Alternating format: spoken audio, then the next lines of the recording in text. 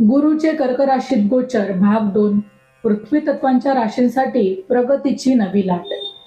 गुरुच्या उच्च राशीतील म्हणजे कर्क राशीतील प्रवेशाच्या अग्नितत्वांवर होणारा परिणाम आपण पाहिला आहे. आज आपण पाहणार आहोत पृथ्वी तत्वांच्या राशींबद्दल. त्यात आहे वृषभ, कन्या आणि मकर. ज्योतिषशास्त्रानुसार पृथ्वी तत्वांच्या राशींना जेव्हा उच्चच्या गुरुची आणि जलतत्वाची देखील साथ मिळते तेव्हा त्यांच्या आयुष्यात सफलता आणि समृद्धी येते. चला तर मग आजच्या व्हिडिओमध्ये आपण जाणून घेऊया हे गोचर तुमच्यासाठी काय घेऊन आला आहे ते. आता आधी वृषभ राशीसाठी जाणून घेऊया. वृषभ राशीसाठी हे गुरुचे गोचर तृतीय भावात म्हणजेच त्यांच्या पराक्रम भावात होत आहे. जर आर्थिक दृष्टीने विचार केला तर तुमच्या कष्टाचे चीज होण्याचा हा काळ आहे.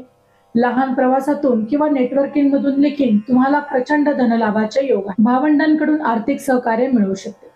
मानसिक दृष्ट्या तुमच्या आत्मविश्वासात मोठी वाढ होईल. एखादा धाडसी निर्णय घेण्यासाठी देखील तुम्ही कचरणार नाही. मनातील द्विधा अवस्था आता संपून तुमच्या विचारांमध्ये स्पष्टता येणार आहे. शारीरिक दृष्ट्या तुमची ऊर्जा पातळी देखील वाढणार आहे. मात्र घसा किंवा मानेशी संबंधित किरकोळ तक्रारींकडे दुर्लक्ष करू नका. या काळात तुमच्या संवादाची शैली देखील प्रभावी ठरणार आहे. सोशल मीडिया किंवा लेखन क्षेत्रात असणाऱ्यांना विशेष प्रसिद्धी मिळेल. तुमच्या शब्दाला समाजात मान मिळेल. जे विद्यार्थी क्रीडा, संगीत, कला किंवा तांत्रिक शिक्षण घेत आहेत त्यांच्यासाठी देखील हा काळ सुवर्ण काळ आहे. तुमची एकाग्रता वाढेल आणि कठीण विषयांचे आकलन देखील तुम्हाला लवकर होईल. लहान प्रवासातून शिक्षणाचे नवे मार्ग देखील तुमच्यासाठी मोकळे होतील. शिक्षकांशी असलेले संबंध तुमचे जे काही बिघडले होते ते सुधारतील आणि त्यांचे विशेष मार्गदर्शन देखील तुम्हाला लाभणार आहे. मेहनतीचं फळ मिळणार आहे. कन्या राशीसाठी गुरुचं गोचर 11व्या भावात म्हणजे लाभस्थानात होत आहे. हे गोचर तुमच्यासाठी सर्वात जास्त लाभदायी ठरू शकतं. आर्थिक दृष्टीने उत्पन्नाचे नवे स्रोत निर्माण होतील. जुनी दिलेली कर्जे किंवा अडकलेला पैसा आहे तो देखील परत मिळण्याची शक्यता आहे. गुंतवणुकीतून उत्तम परतावा मिळेल. मानसिकरित्या गेल्या अनेक दिवसांपासून असलेले मानसिक दडपण आता हलके होणार आहे. हा काळ इच्छापूर्तीचा काळ असल्याने देखील तुमचं मन आता प्रसन्न राहील. सकारात्मक विचारांमुळे कामात गती येईल. जर शारीरिक दृष्ट्या विचार केला तर प्रकृतीत चांगली सुधारणा दिसून येईल. जर काही जुने आजार असतील तर त्यावर देखील योग्य उपचार मिळून आराम मिळणार आहे. मित्रपरिवारात वाढ होईल. प्रतिष्ठित व्यक्तींशी ओळखी होतील ज्यांचा भविष्यात तुम्हाला मोठा फायदा होणार आहे. समाजात तुमचा गौरव होऊ शकतो. विद्यार्थ्यांसाठी हे गोचर वरदान ठरणार आहे.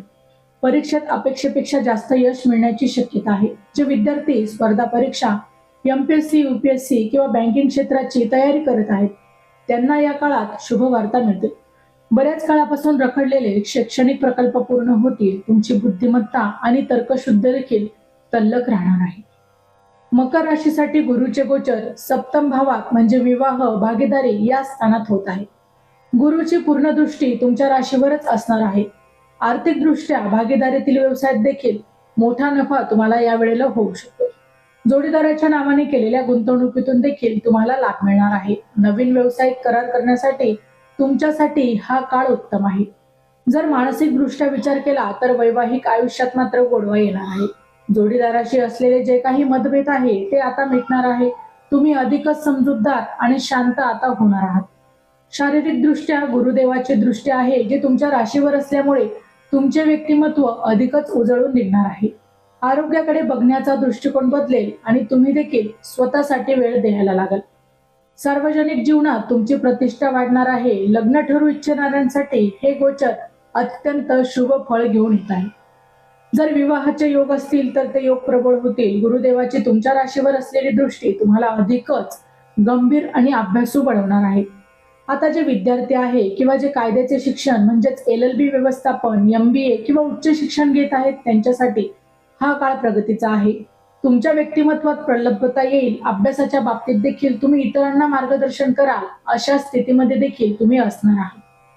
गुरु हा विस्तार करणारा ग्रह आहे आणि तुमची रास पृथ्वी तत्वाची आहे.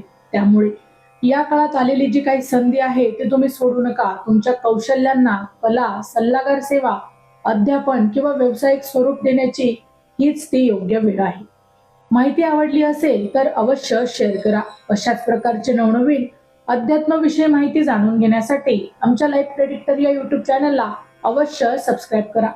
पुन्हा भेटू अशाच एका नवीन माहितीसह. तोपर्यंत धन्यवाद.